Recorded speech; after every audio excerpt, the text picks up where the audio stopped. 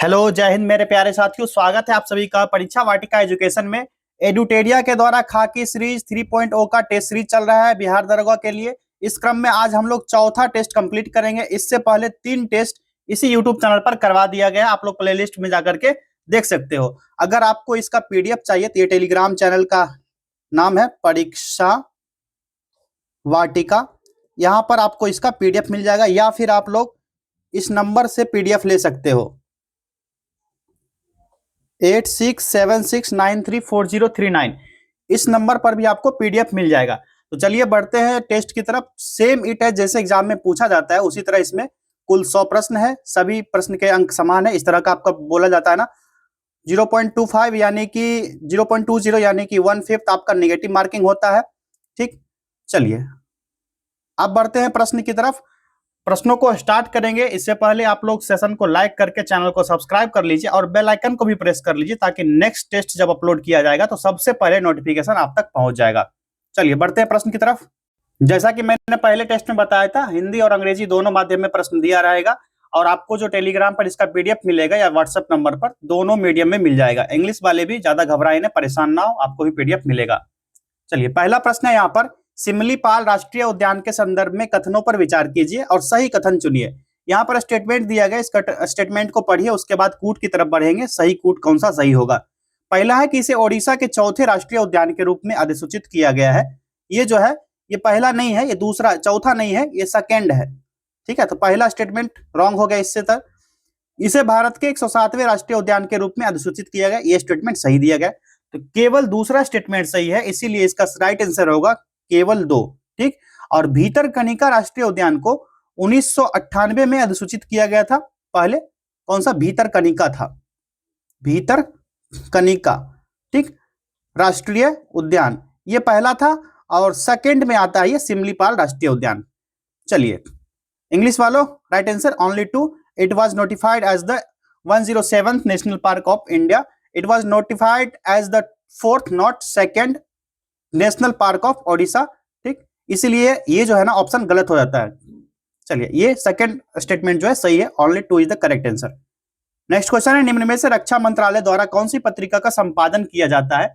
Right answer हो जाएगा संवाद का। कौन सा संवाद। 1 अप्रैल 2025 को नई दिल्ली में साउथ ब्लॉक में हिंदी पत्रिका विशेष अंक का विमोचन किया गया था। कौन सा संवाद। हाल ही में किसने 2 अप्रैल 2025 को नई दिल्ली में 2 दिवसीय विकसित भारत युवा संसद महोत्सव 2025 के दौरान राष्ट्रीय दौड़ का उद्घाटन किया। इसका करेक्ट आंसर हो जाएगा मनसुख मांडविया ने। साथियों आपकी जानकारी के लिए बता दें कि इसी यूट्यूब चैनल पर 850 क्वेश्चन 2025 का करंट अफेयर 850 एमसीक्यूज के साथ अपलोड किया गया। 3 घंटे का वीडियो है। 2025 का लगभग करंट अफेयर्स क्लियर हो जाएगा। ये सारे प्रश्न उसमें बहुत दिन पहले करवा दिया गया, लगभग 10 दिन पहले ये वीडियो अपलोड हुआ। वो वीडियो जाकर के देख लीजिएगा। मैं यहाँ पर आपको इसका लिंक डाल दूंगा और वीडियो के लास्ट में इसका कार्ड भी लगा दूंगा, ताकि आपको डायरेक्ट प्ले करने में सुविधा मिलेगी। चलिए right answer Mansukh Mandaviya, option C. Question number 4, PM Ajay योजना का प्राथमिक उद्देश्य क्या है। इसका सही जवाब हो जाएगा एससी समुदाय के बीच गरीबी कम करना, विकल्प A. Reducing poverty among SC communities. चलिए क्वेश्चन नंबर 5, राजकोषीय स्वास्थ्य सूचकांक FHI 2025 में कौन सा राज्य शीर्ष पर था। यह हो जाएगा ओडिशा। ठीक, इसमें से 18 राज्य शामिल होते हैं जो भारत के सकल घरेलू उत्पाद यानी कि जीडीपी, सार्वजनिक व्यय, राजस्व, राजकोषीय स्थिरता में महत्वपूर्ण योगदान देते हैं। सूचकांक में ओडिशा पहले स्थान पर है। उसके बाद आता है छत्तीसगढ़, ओडिशा टॉप पर है। सेकंड पे आता है CH यानी छत्तीसगढ़। उसके बाद आता है तीसरे स्थान पर गोवा आया है। ठीक, उसके बाद चौथे स्थान पर है झारखंड, 5वें स्थान पर गुजरात। 5 से ज्यादा नहीं पूछा जाएगा, क्रम भी सजाने को बोलेगा कि जो इसको सही क्रम में सजाइए। तो ओडिशा हो गया, छत्तीसगढ़, गोवा, झारखंड और गुजरात। 5 से ज्यादा नहीं पूछेगा। Correct answer is option D, Odisha. निम्नलिखित कथनों पर विचार करें और सही कथन चुने। स्टेटमेंट देखिए, उसके बाद कूट की तरफ बढ़ेंगे, कौन सा कूट यहाँ पर सही होगा। पहला स्टेटमेंट है, खेलो इंडिया यूथ गेम्स का 7वां संस्करण 4 से 15 मई 2025 तक बिहार के 5 शहरों में आयोजित किया गया। बिल्कुल सही है। ठीक, और उसी महीने में खेलो इंडिया पैरा गेम्स की मेजबानी भी बिहार किया था। कौन सा, खेलो इंडिया पैरा गेम्स उसी समय हुआ था। दूसरा स्टेटमेंट है कि 2018 में पहली बार खेलो इंडिया पहल शुरू की गई थी। ये भी स्टेटमेंट जो है सही दिया गया है। तो दोनों स्टेटमेंट सही है। तो कथन 1 और 2 दोनों सही है, विकल्प सी सही जवाब हो जाएगा। Option C is the correct answer, both statements 1 and 2 are correct. Next question, किस राज्य ने अप्रैल 2025 में 2000 साल पुराने मेगालिथिक अवशेषों की खोज की सूचना दी है? ये हो जाएगा राइट आंसर इसका केरल, विकल्प सी केरला। ठीक है, और मेगालिथ एक बड़ा पत्थर होता है जिसका इस्तेमाल प्रागैतिहासिक स्मारक के निर्माण में किया जाता था, या तो अकेले या अन्य पत्थर के साथ मिला करके।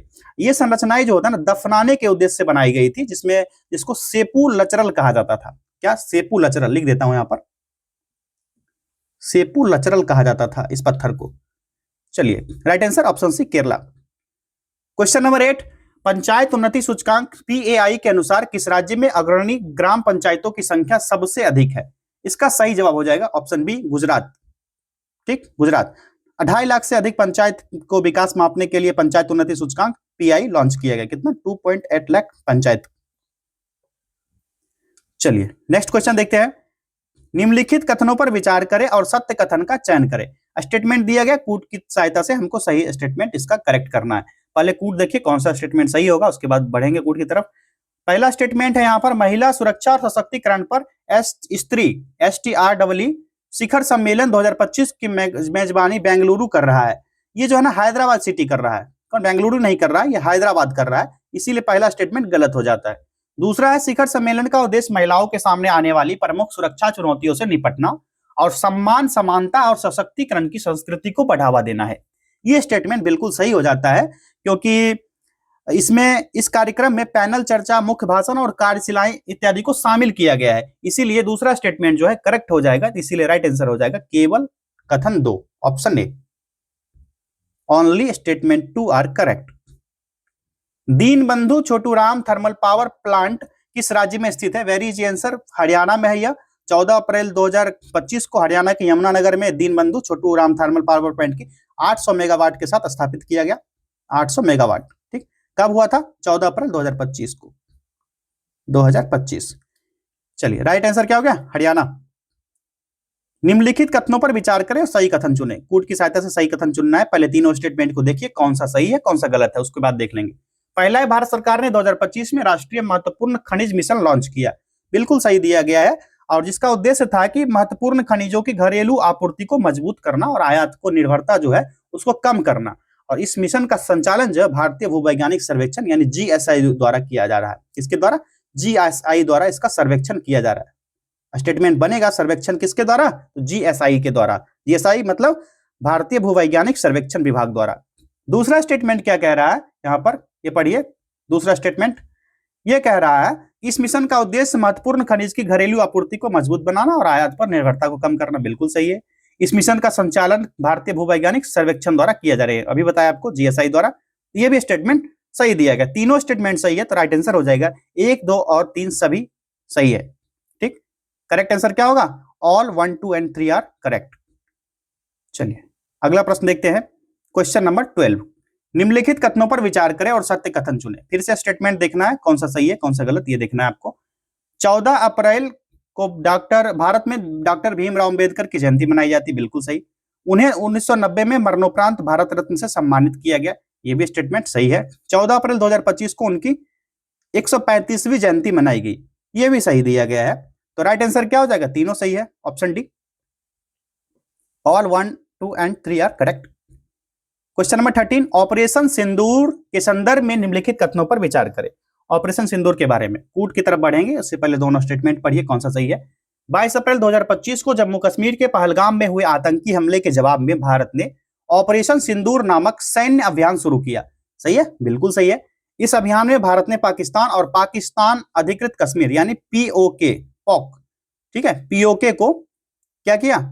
POK में स्थित आतंकी ठिकानों पर सटीक हमले किए। ये भी स्टेटमेंट सही है, दोनों कथन सही दिया गया। ऑप्शन सी सही जवाब हो जाएगा, 1 और 2 दोनों सही है।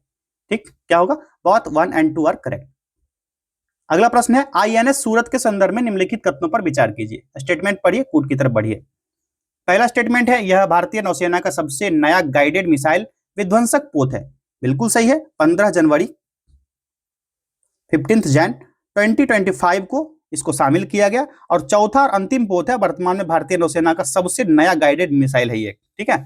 दूसरा है, यह P-15B परियोजना का चौथा पोत है, अभी बताया आपको, सही है। दोनों स्टेटमेंट सही दिया गया, 1 और 2 दोनों सही है, राइट आंसर हो जाएगा विकल्प C. Correct answer, both 1 and 2 are correct. Question number 15, Bharat के 23वें विधि आयोग के अध्यक्ष के रूप में किसे नियुक्त किया गया? इनका नाम है जस्टिस दिनेश माहेश्वरी, विकल्प बी सही जवाब है, जस्टिस विकल्प ये दिनेश माहेश्वरी। ओके, और इस आयोग में हितेश जैन जो है अधिवक्ता है और प्रोफेसर डीपी वर्मा को पूर्णकालिक सदस्य बनाया गया। यह आयोग कब गठित हुआ था? 1 सितंबर 2024 को इस आयोग का गठन किया गया था। कौन सा? 23वां विधि आयोग। डॉक्टर के कस्तूरी रंगन जिनका हाल ही में निधन हो गया, इनके बारे में विचार कीजिए और सही कथन चुनिए। ये दो स्टेटमेंट है, यहाँ पर कूट दिया गया है, कूट की सहायता से राइट आंसर यहाँ पर चूज करना है। स्टेटमेंट पढ़िए, वे 1994 से 2003 तक इसरो के 5वें अध्यक्ष रहे। पहला स्टेटमेंट है, बिल्कुल सही है। वे एक स्वतंत्र प्रभार वाले केंद्रीय मंत्री भी रहे। ये गलत दिया गया है। कस्तूरी रंगन जो है एक वैज्ञानिक और नीति निर्माता थे, लेकिन कभी भी केंद्रीय मंत्री का पद नहीं संभाला। राष्ट्रीय शिक्षा नीति जो NEP आया था, न्यू एजुकेशन पॉलिसी, 2020 का मसौदा भी इन्होंने तैयार किया था। ये स्टेटमेंट गलत हो जाता है। तो केवल 2 सही है, तो केवल 1 सही है, विकल्प बी सही जवाब होगा। पहला स्टेटमेंट सही था ना केवल। चलिए क्या होगा? Only 1 is correct. हाल ही में पहलगाम आतंकी हमले के प्रतिशोध में भारत ने एक प्रमुख द्विपक्षीय जल बंटवारे संधि को स्थगित करने का फैसला किया। कई अन्य कूटनीतिक उपायों की घोषणा की। यहां भारत द्वारा किए गए किस संधि का उल्लेख किया जा रहा है? यह संधि जो है सिंधु जल संधि के बारे में कहा जा रहा है। 22 अप्रैल 2025 को हुआ था, जिसमें कि 26 भारतीय तीर्थयात्रियों की मृत्यु हो गई थी और भारत ने इस हमले की कड़ी निंदा करते हुए इसका जिम्मेवार पाकिस्तान समर्थित आतंकवाद को ठहराया था। और इस घटना के बाद भारत ने सिंधु जल समझौता था, इसको स्थगित कर दिया। सिंधु जल संधि ये कब हुआ था? 1960 में। 1960 में हुआ था सिंधु जल संधि समझौता। और इसमें पूर्वी नदियां जैसे कि रावी हो गया, ब्यास, सतलज के जल का असीमित उपयोग करने का अधिकार दिया गया उसको। तो पाकिस्तान को सिंधु बेसिन की पश्चिमी नदी जो सिंधु, झेलम और चिनाब है, इस पर अधिकार है। तो यह संधि भारत को सिंचाई क्या करती? सिंचाई, पेयजल, जल विद्युत उत्पादन के लिए रावी, ब्यास और सतलज नदी के पानी का उपयोग करने की अनुमति देती है। इसी पर इसमें रोक लगाया गया। इस पर सिंधु जल संधि पर। Indus water treaty. चलिए क्वेश्चन नंबर 18 है, किस देश के द्वारा दुनिया का पहला 10 गीगावाट ब्रॉडबैंड नेटवर्क लॉन्च किया गया? इसका सही जवाब हो जाएगा, बताइए आप लोग, क्या होगा? चीन के साथ। और इसका उद्देश्य क्या था? कि स्मार्ट सिटी और डिजिटल इंफ्रास्ट्रक्चर को समर्थन देना। Option B is the right answer, China. हाल ही में खाद्य प्रसंस्करण क्षेत्र में नए विचारों को बढ़ावा देने के लिए दूसरा सुफलम सम्मेलन कहाँ आयोजित किया गया? राजगीर में हुआ था यह आयोजन इसका। सुफलम क्या होता है? इसका फुल फॉर्म लिख लीजिए। सुफलम हो सकता है पूछ दे। सुफलम जो है इसका फुल फॉर्म यहां पर लिखते हैं हम आपको। Sustainable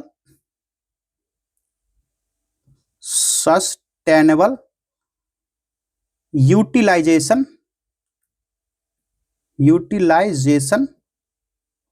of food and agricultural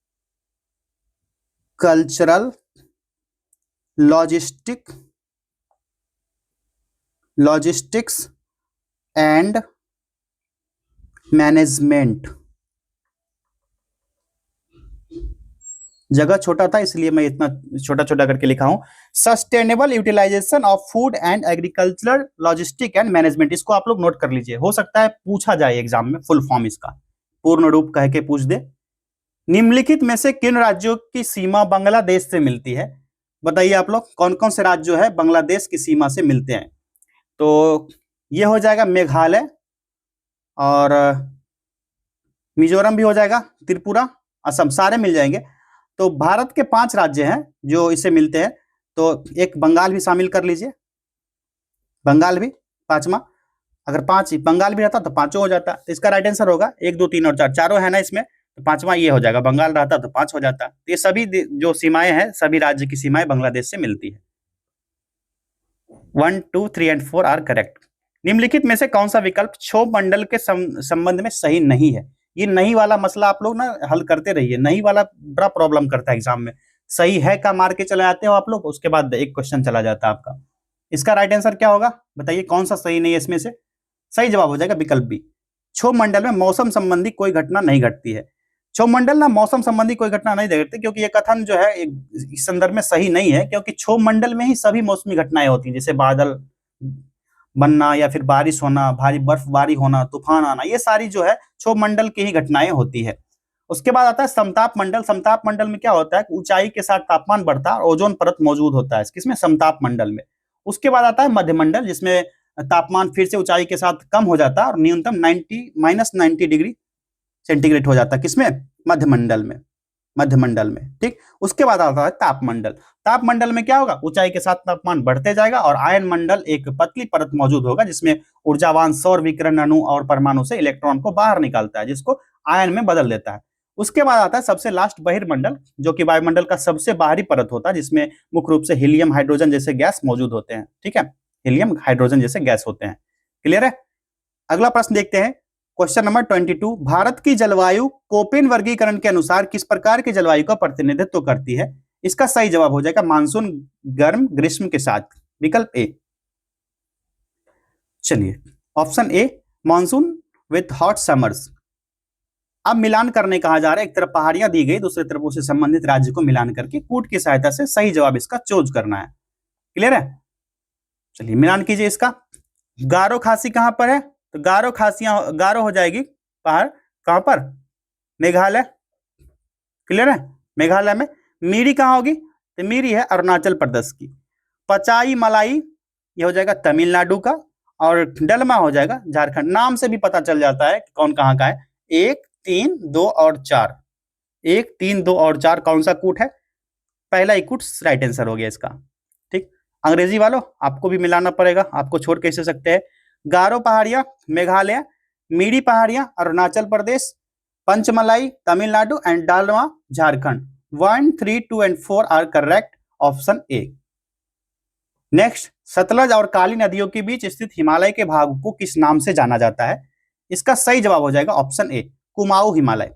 ठीक है, कुमाऊं हिमालय के नाम से जाना जाता है। नेपाल हिमालय कहां है, तो ये हो जाएगा काली और तिस्ता नदी के बीच, काली तिस्ता नदी के बीच का क्षेत्र जो है ये नेपाल हिमालय है। असम हिमालय, असम हो जाएगा तिस्ता और दिहांग नदी के बीच, तिस्ता से लेकर के जो दिहांग नदी का क्षेत्र है इस क्षेत्र को माना जाता है असम हिमालय। पंजाब हिमालय सिंधु सतलज नदी के बीच, सिंधु से सतलज के बीच का क्षेत्र।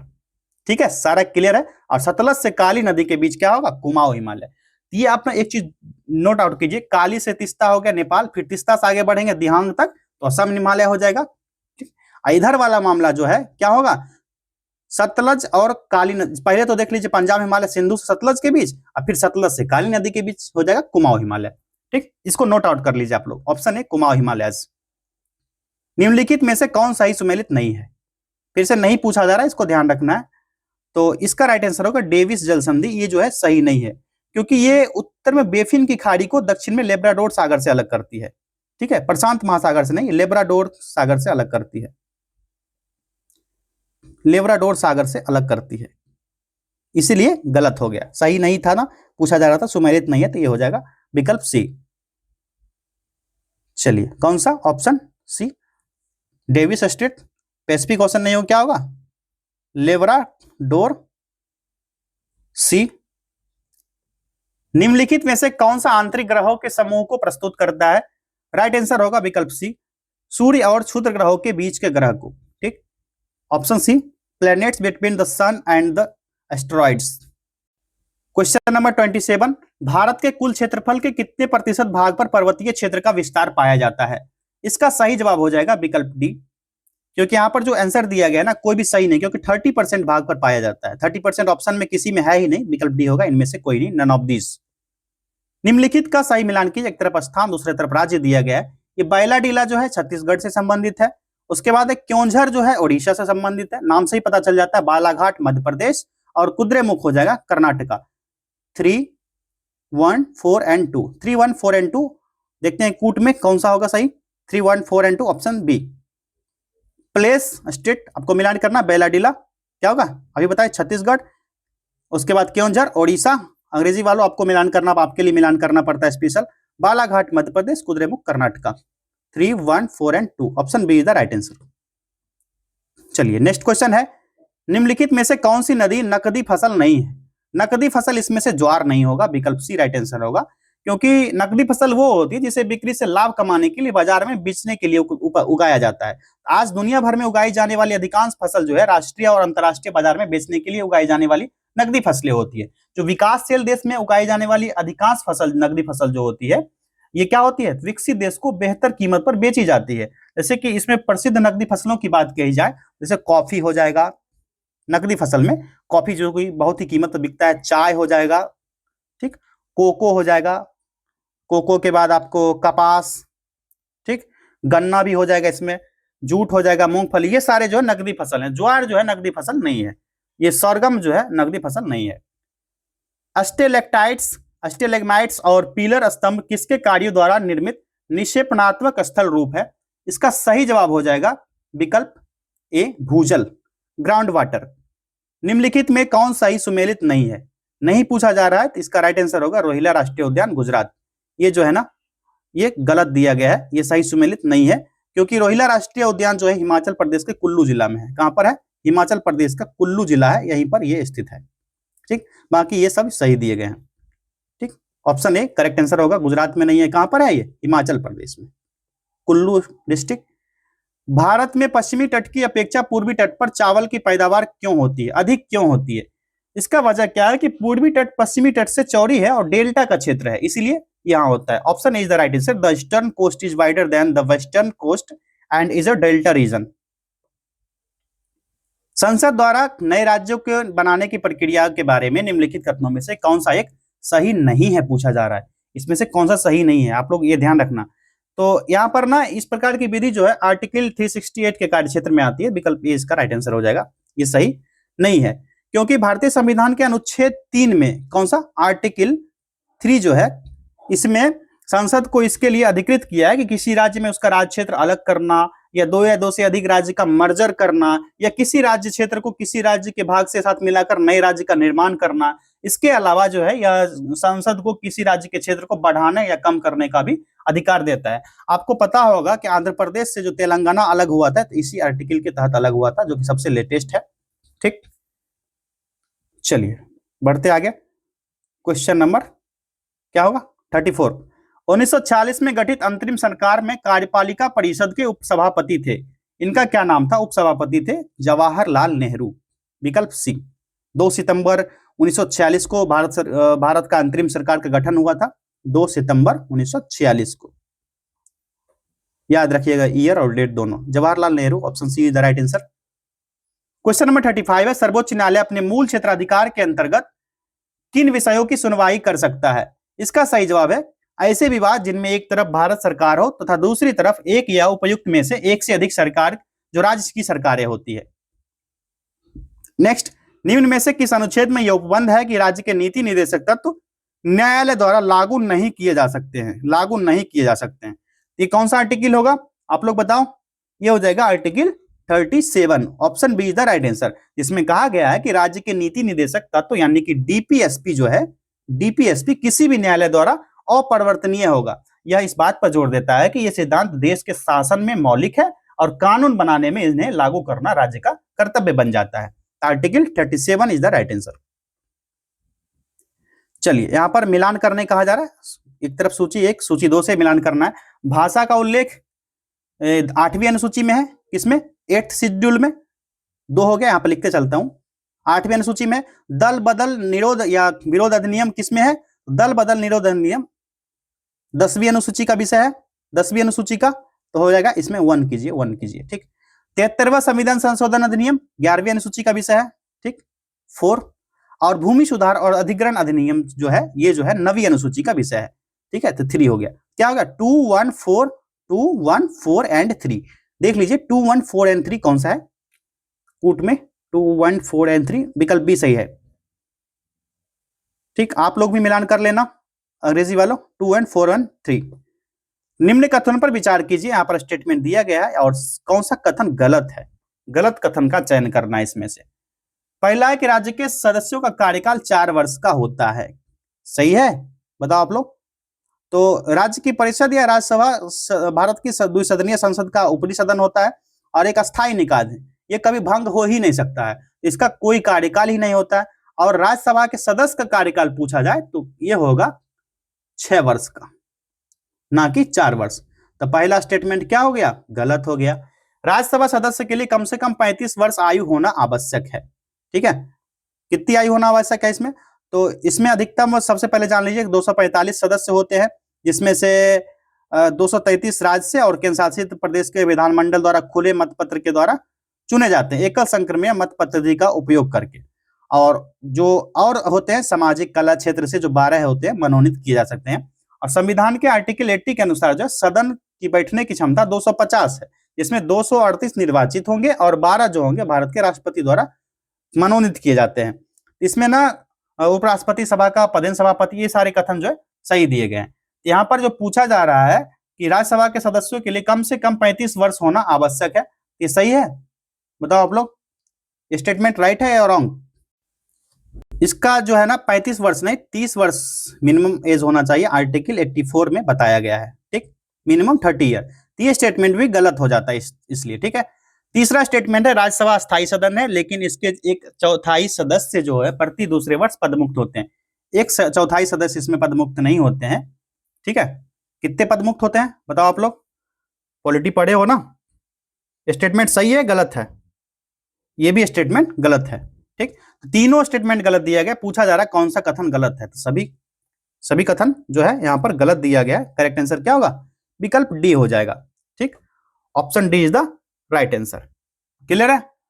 और यहां पर जो कहा जाएगा जो, तो यहां पर 1/3 सदस्य जो है ये दूसरे वर्ष पदमुक्त होते हैं, ना कि 1/4। यहां पर 1/4 दिया गया, 1/4 नहीं बल्कि 1/3। क्लियर? इसलिए यह स्टेटमेंट गलत है।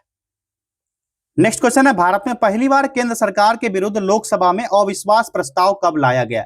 1963 में। विकल्प सी सही जवाब होगा। 1963 में आया था पहला अविश्वास प्रस्ताव।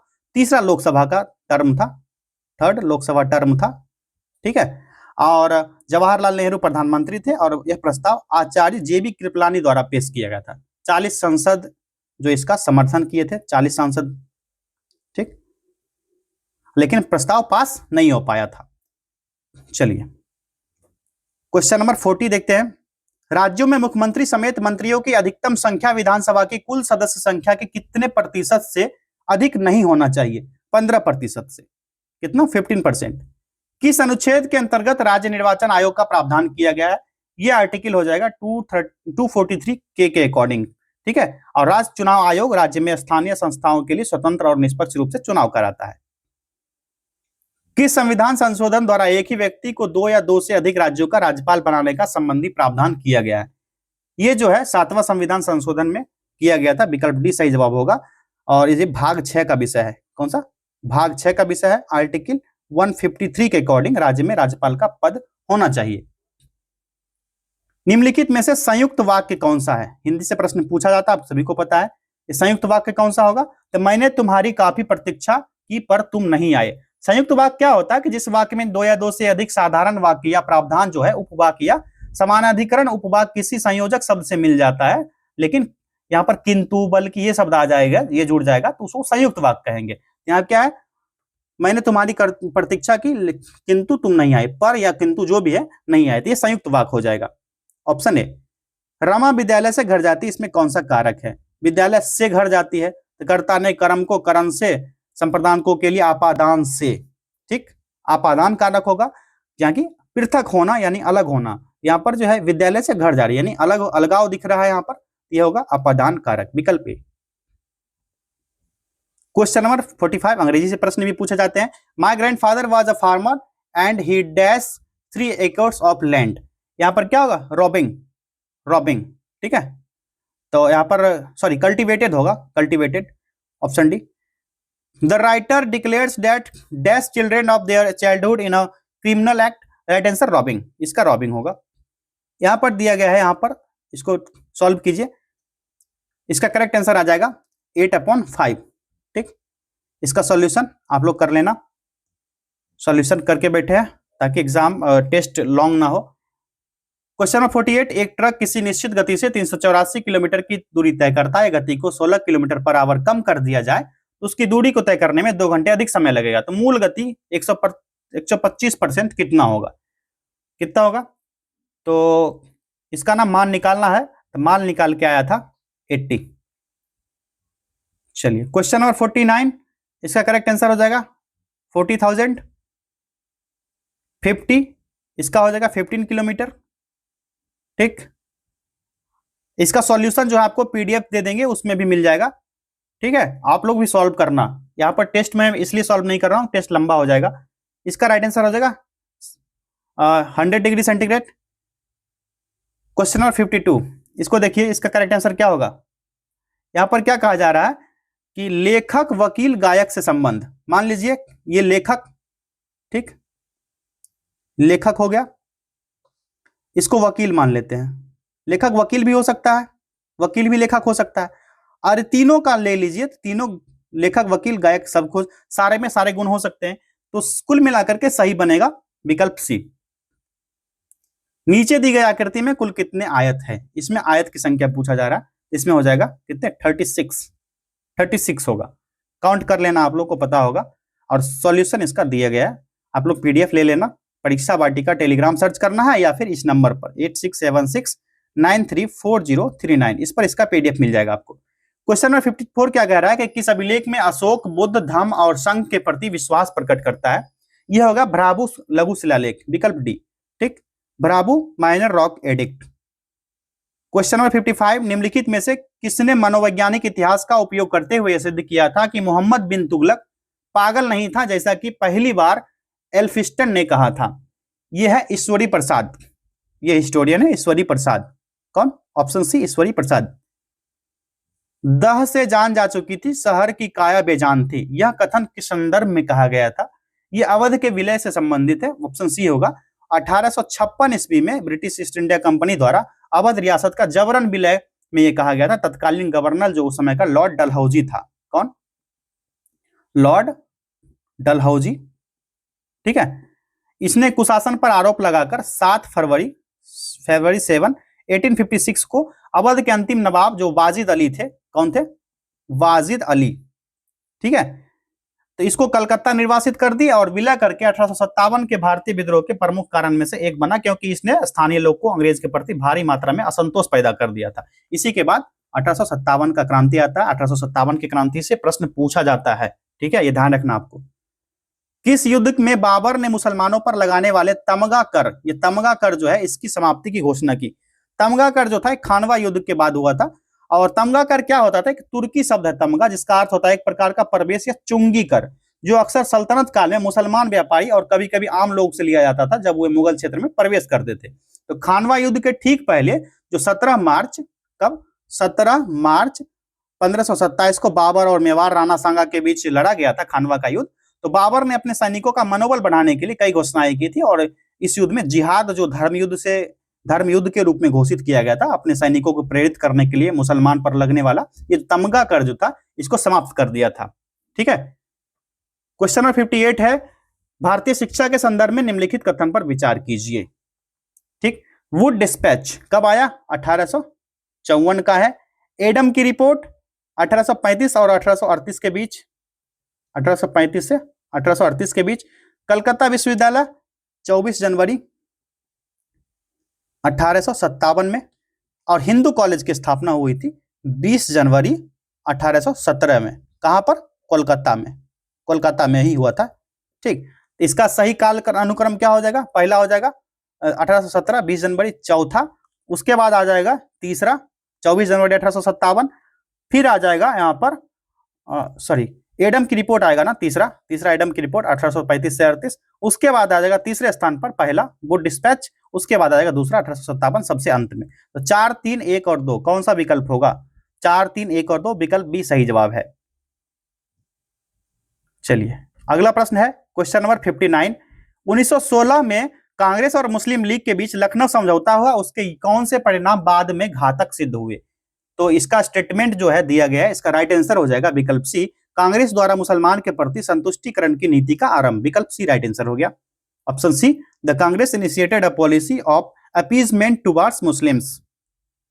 क्वेश्चन नंबर 60 है, अंतरिम सरकार के गठन की घोषणा कब की गई थी। करेक्ट आंसर होगा 24 अगस्त 1946 को, 24 अगस्त 1946 को। निम्नलिखित में से किस ग्रंथ से गुप्तकाल के बारे में जानकारी मिलती है। इसका करेक्ट आंसर होगा मृच्छकटिकम से, मृच्छकटिकम।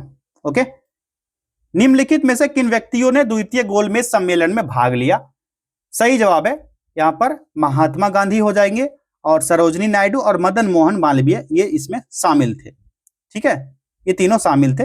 ये मौलाना अबुल ये आजाद नहीं शामिल थे। 1, 2 और 3 होगा, 1, 2 और 3, विकल्प डी करेक्ट आंसर है, विकल्प डी, 1, 2 एंड ओनली 3।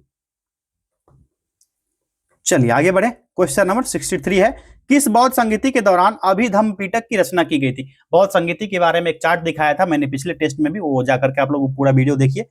ये तीसरा बौद्ध संगीति था। ठीक, और यह अशोक सम्राट के संरक्षण में हुआ था। कब? 250 ईसा पूर्व में हुआ था, पाटलिपुत्र में, और इसकी अध्यक्षता किसने की थी? मोगलीपुत्र तिस्स ने। ठीक, चलिए अगला है, निम्न में से कौन सा सुमेलित नहीं है?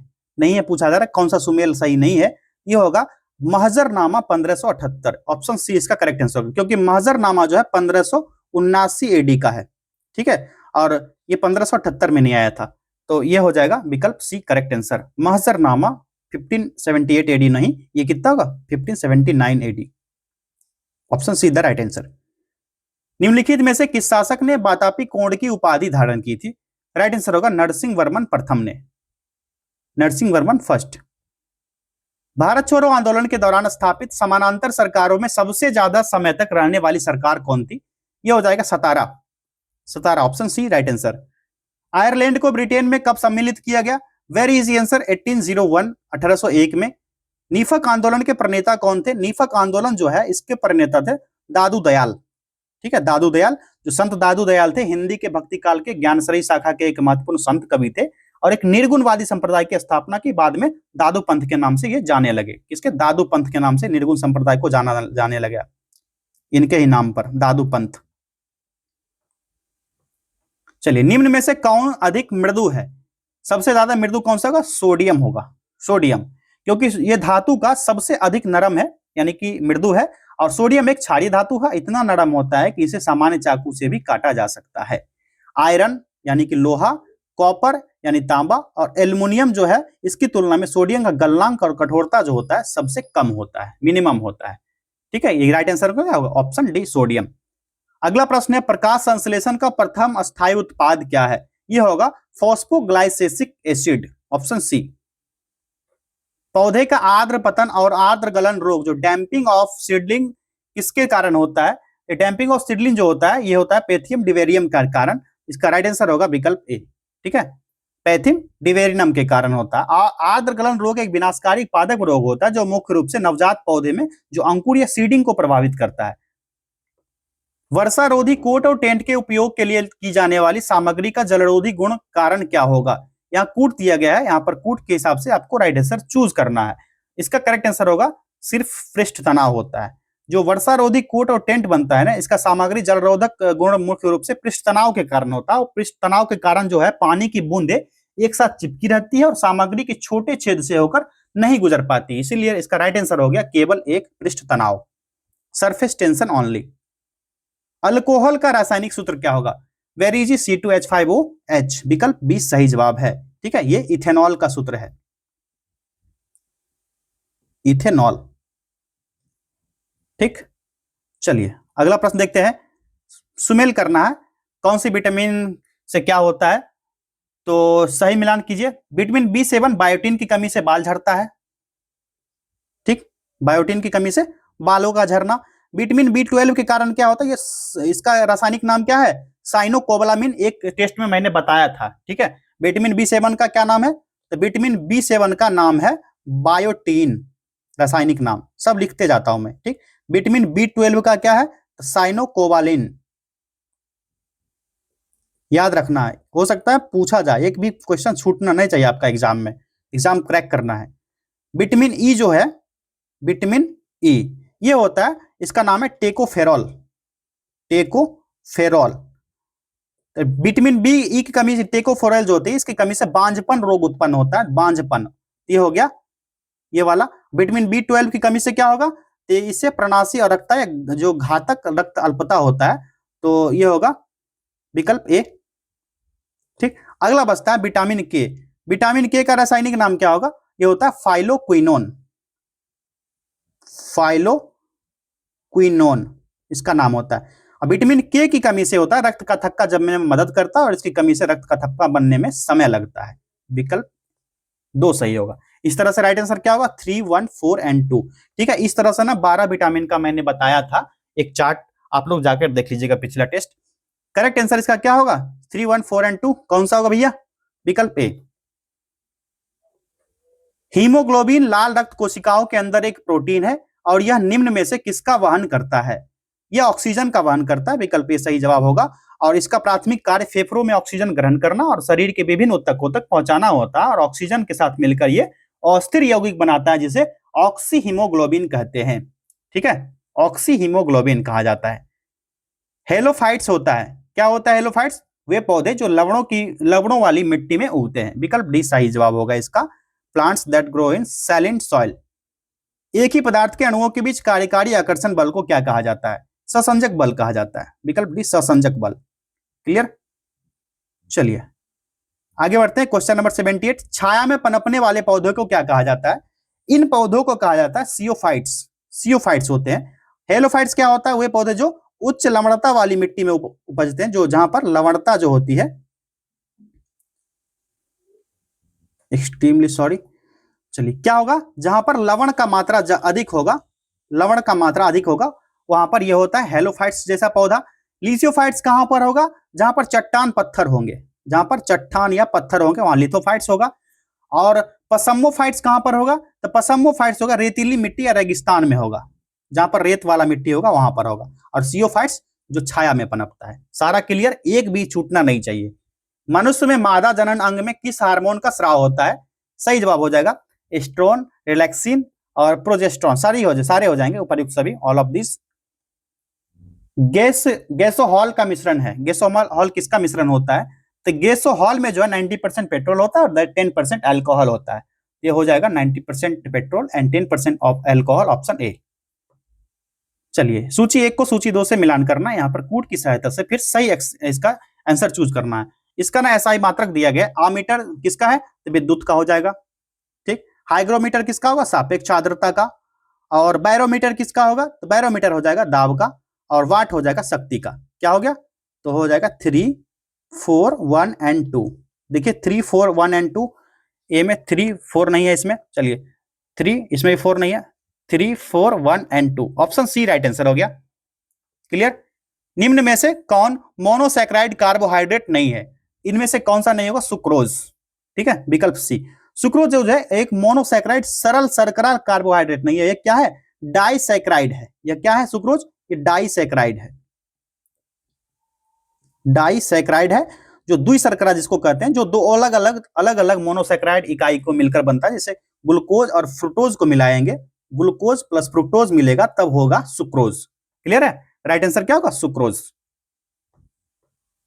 चलिए क्वेश्चन नंबर 83, लार का पीएच मान क्या होगा? वेरी इजी आंसर इसका 6.5। ठीक, क्योंकि ये सलाइवा जो होता है सामान्य पीएच मान आमतौर होता है 6.2 से लेकर के 7.6 के बीच होता है, जिसका औसत मान निकाला जाए तो 6.8 होता है। लेकिन यहाँ विकल्प में 6.5 जो है सामान्य दिया गया है, लेकिन आपको ध्यान रखना है 6.2 से लेकर के 7.6 तक हो सकता है। क्लियर है? तो इसके बीच क्या आ रहा है? 6.5, इसीलिए राइट आंसर ऑप्शन ए होगा। शुष्क सेल में किसका प्रयोग किया जाता है? अमोनियम क्लोराइड का।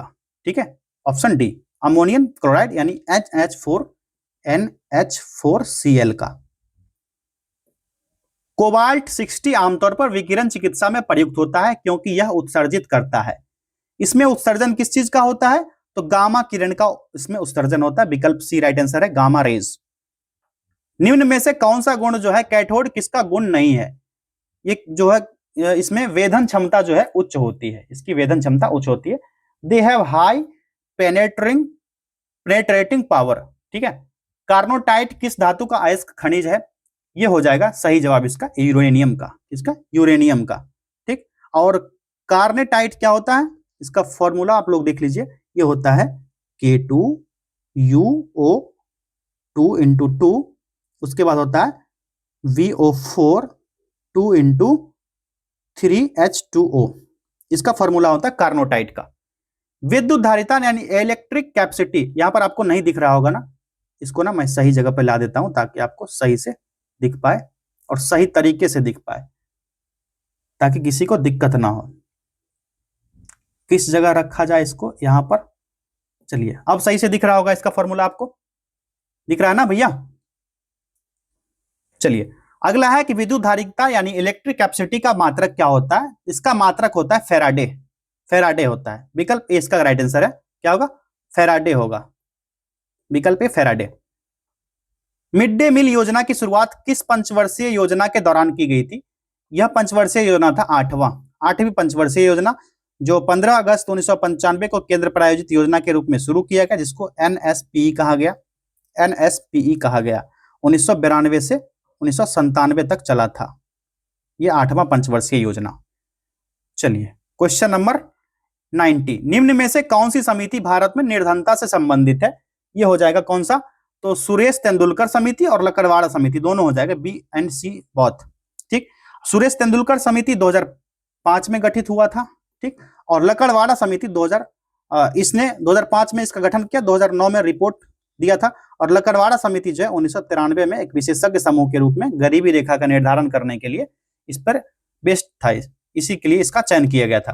तो दोनों हो जाएगा B and C, both B and C are the right answer. Bharat में आयकर यानी इनकम टैक्स क्या है, तो विदेशी निवासियों की आय जो होती है, सॉरी ये इनकम टैक्स क्या है, प्रत्यक्ष और प्रगतिशील है, प्रत्यक्ष और प्रगतिशील है। सकल राष्ट्रीय उत्पाद यानी जीएनपी में निम्नलिखित में से किसको शामिल नहीं किया जाता है। इसमें है विदेशी निवासियों की आय को शामिल नहीं किया जाएगा जीएनपी में। होला मोहल्ला एक त्योहार जो योद्धाओं, बहादुरी, जीत, गौरव और निडरता के बारे में किस भारतीय राज्य में मनाया जाता है। यह मनाया जाता है पंजाब में, ठीक है, पंजाब में। और होली के बाद आता है यह जो त्योहार, सिख के 10वें गुरु जो गुरु गोविंद सिंह थे, इनके द्वारा 1701 ईस्वी में इस त्योहार का शुरुआत किया गया था, होला मोहल्ला त्योहार गोविंद सिंह के द्वारा। चलिए लव स्मैश सर्विस शब्द किस खेल से संबंधित है। ये हो जाएगा लॉन टेनिस से, लॉन टेनिस का ये यूज है, ये शब्द वाली है। चलिए अगला है क्वेश्चन नंबर 95, विश्व रक्तदान दिवस कब मनाया जाता है। वेरी इजी आंसर, 14 जून को मनाया जाता है ये। अगला है पखुई वन्यजीव अभयारण्य कहाँ है, अरुणाचल प्रदेश में, ठीक है, जो आमतौर पर पक्के टाइगर रिजर्व के नाम से जाना जाता है और भारत के अरुणाचल प्रदेश में है ये। Question number 97, history of the freedom movement in Bihar के लेखक कौन है।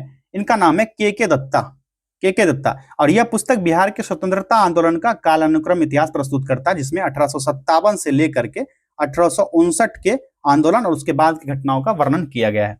ठीक, चलिए अगला प्रश्न है क्वेश्चन नंबर 98, कुचिपुड़ी किस राज्य का प्रसिद्ध लोक नृत्य है। आप लोग बताओ कहाँ का है, आंध्र प्रदेश का है ये, क्लियर। और ये जो आंध्र प्रदेश के कृष्णा जिले के कुचिपुड़ी नामक गांव के नाम पर रखा गया है। पीएम कुसुम योजना संबंधित है किससे, तो कृषि सौर पंप व्यवस्था से संबंधित है, विकल्प ए राइट आंसर होगा। जो मैंने बताया ना 850 प्रश्न का जो एक करंट अफेयर्स का टेस्ट सीरीज, जो एक एमसीक्यू पूरा वीडियो है, 2 घंटा 51 मिनट का वीडियो, लगभग 3 घंटा मान लीजिए।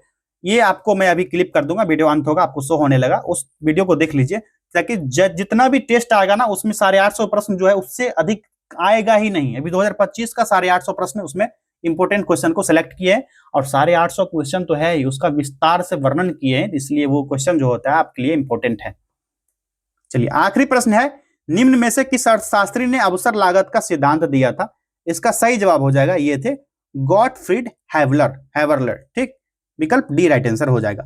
सभी 100 प्रश्नों को साथियों हम लोगों ने कर लिया। आप लोग अगर सेशन को लाइक नहीं किए हो तो लाइक करके सेशन को शेयर कर दीजिए अपने सहपाठियों को भी, जो बिहार दरोगा की तैयारी कर रहे हैं। और जो बच्चे पहली बार जुड़े थे हमारे चैनल से, सब्सक्राइब कर लीजिए और बेल आइकन को प्रेस कर लीजिए, क्योंकि नए वीडियो का नोटिफिकेशन सबसे पहले आपको मिलेगा। और मैंने अभी बताया 850 वीडियो, जो 850 करंट अफेयर्स जो है एमसीक्यू है, अभी आपको यहाँ शो हो रहा होगा, उस वीडियो को आप लोग जाकर के देख सकते हो। बहुत बहुत धन्यवाद।